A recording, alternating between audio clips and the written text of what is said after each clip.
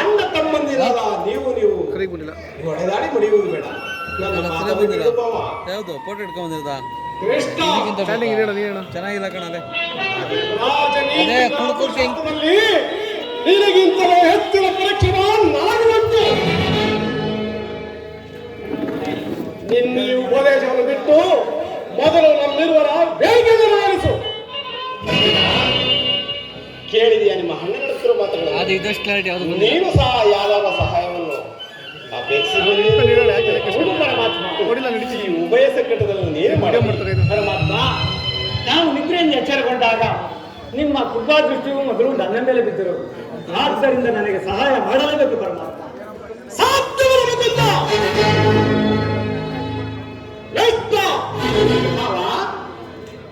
ನೀನು ವೀರನು, ನಾಶಿದರು, ಅಲ್ಲದೆ ನೀನು ನಮ್ಮಿವರಿಗೂ ಸಮಾನ ಬಂಧು. ಮೊದಲು ಯಾರು ನನ್ನ ಮನೆಗೆ ಬಂದರೋ ಅವರ ಪಕ್ಷವನ್ನು ವಹಿಸುವುದು ವಿರೋಚಿತವಾದ ಧರ್ಮ. ಆದ್ದರಿಂದ ಮೊದಲು ಇಲ್ಲಿಗೆ ಬಂದ ನನ್ನ ಪಕ್ಷವನ್ನು ವಹಿಸಿ ಬಂದರೆ ಇಷ್ಟ.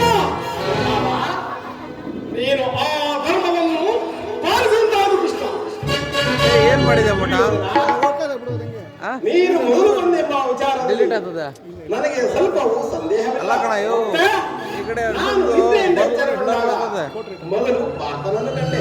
ಇರಬಹುದು, ಆತನಾದರೂ ನಿನಗಿಂತ ಚಿಕ್ಕವನು.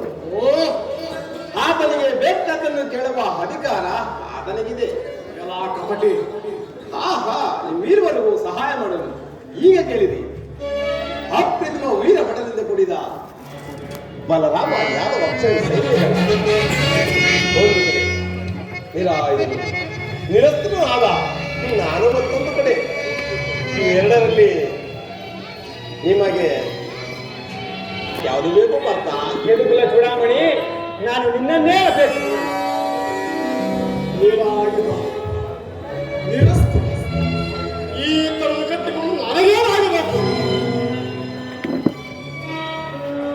ಕೃಷ್ಣ, ಕೃಷ್ಣ